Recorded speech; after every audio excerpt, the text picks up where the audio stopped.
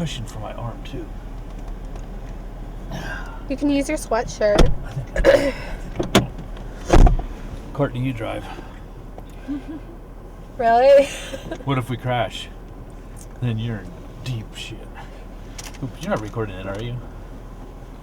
Maybe not. Maybe. Okay, Paige.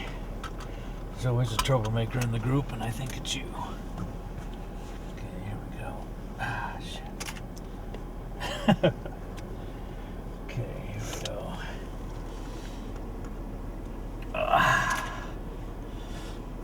My name is Mr. Corbett. Or do you want just Craig Corbett? Any way you want it. Okay. And how old am I? Guess, how old do you think I am? Like 50? Yeah, I'll be 50 again for the 11th time. Well, Nancy accosted me when I was just a youngster of 16. I had a new driver's license. I had my mom's 66 Impala, Chevy Impala. My sweet wife lived on the wrong side of the tracks, and she saw me as her ticket out. Correct or not correct? Not correct. Well, I saw the potential in my sweet wife, and I knew she was brilliant, smart, and actually, I don't tell this to too many people, but Mamu is smarter than me. That's why I latched on to her. She tried to dump me a few times along the way, but I reasoned with her. Here I am. I'm only 14 years old. I jump in this car, and then I sit next to him, and then that was it. The fact that I sat next to him, that was what sealed the deal for him.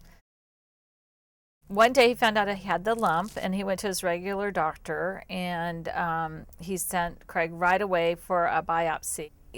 We had a pretty good idea what it was. We were actually hoping it was some other type of cancer, but given that he had had melanoma on that side of his shoulder, and given kind of how it was, I think they were pretty sure, but we didn't. And this was around Christmas time, and so we really didn't tell our family what was going on at Christmas. We just kind of wanted to let them know that some tests were being done. We were waiting for the diagnosis to actually come back, and again, we were hoping that maybe it was some other type of cancer that would be treatable, and hoping it wasn't the melanoma. And so I told Craig that I would keep checking his results on his health record because you could go online and see what the tests were. And so on our anniversary, December 27th, and I was at my parents', I looked on his record and found out it was metastatic melanoma. So I was the one that actually called him and told him that that's what he had.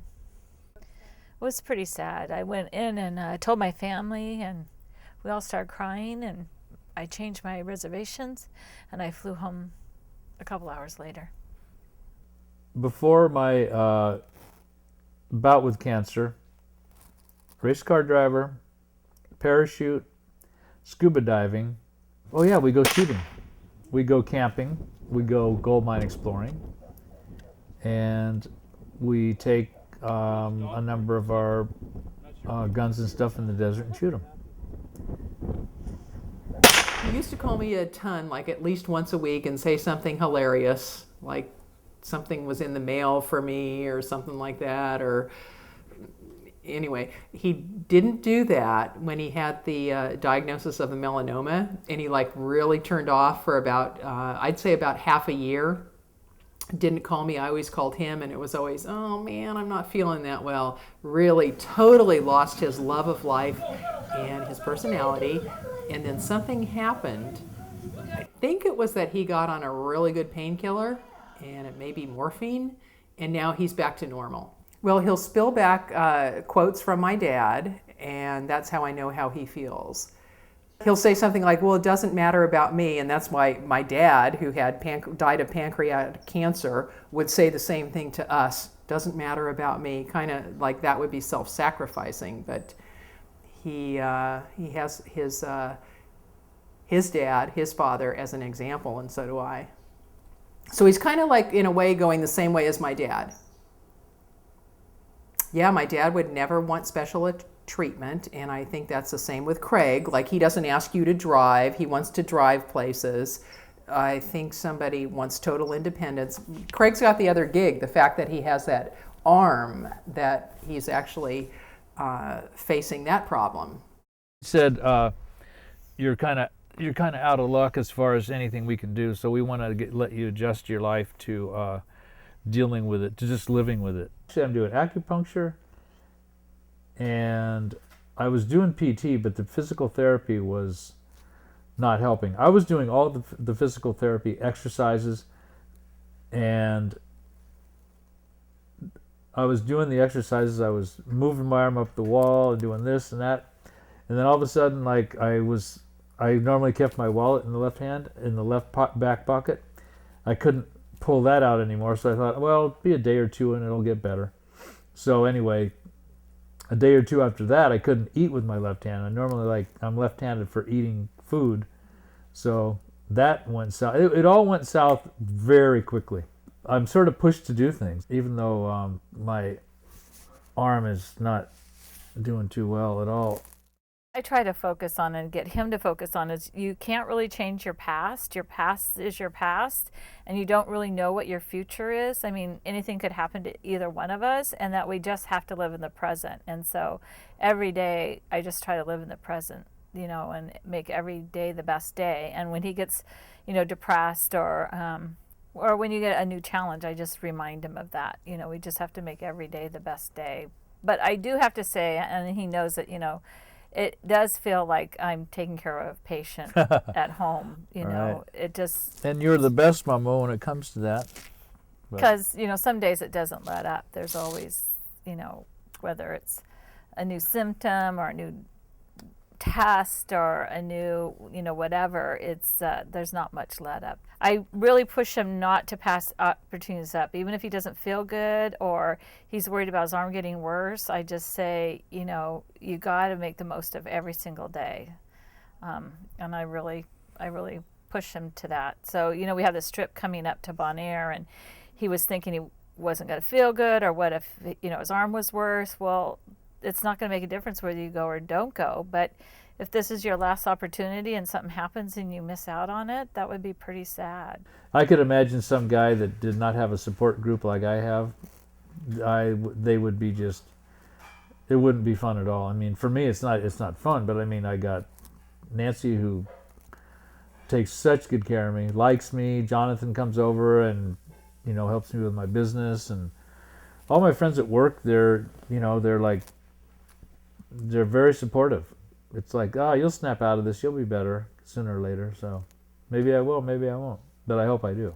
He'll never be as carefree. He'll have this hanging over his head, the fact that he has a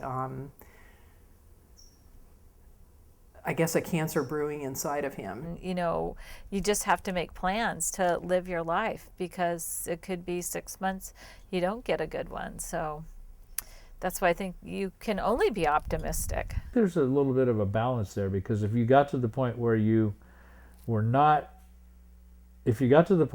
depressed, you could go downhill in a real hurry, because you just could. You got to be optimistic. If you lose that optimism, then it's a hard struggle to climb back up the hill. When I went to the doctor, I said, you think I'll be alive in 5 years? And the doctor goes, I don't know. And I said, you think I'll be around in 1 year? She goes, maybe. So you got that stuff to deal with. So, what are you going to do? You got to just go, you got to play the cards you're dealt. When I was taking the treatment for the first year, I mean, I could sleep almost all day, because it was the interferon. It's like chemo, but it's different, and it makes you feel like crap. But now that I'm off of that stuff, I have plenty of energy, but I do have to rest and get my arm up to relieve the pain. If my leg was screwed up like my arm is screwed up, I would not be walking on the beach. I would be either with a crutch or a wheelchair, so I'd be way worse off. We make a lot of plans, though. We do plan to do a lot of stuff. Kind of like to take that cruise, actually. Think we could get along for that long, Momo? Yeah. Okay, we'll give it a try. You get a running start and jump. Okay. Jump. Good one. Whoa, Nelly. Try it one more time, Johnny. I think you'll make it. I think you'll make it. Okay, now this time you gotta jump when you get to it.